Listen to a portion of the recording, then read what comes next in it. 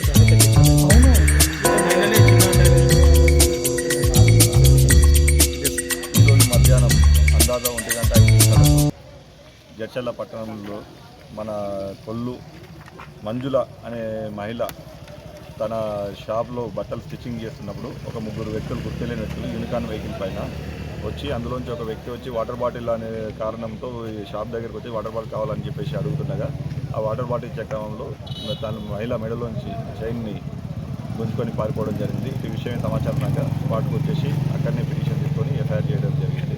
తదుపరి విచారణ కొనసాగిస్తున్నాము. త్వరలోనే నిందితులు పట్టుకొని తదుపరి చర్య తీసుకోవడం జరుగుతుంది. ఇటు పోయిన చైన్ అందాజ 2 తులాలు ఉందని చెప్పేసి ఫిర్యాదురాలు తెలియజేయడం జరిగింది.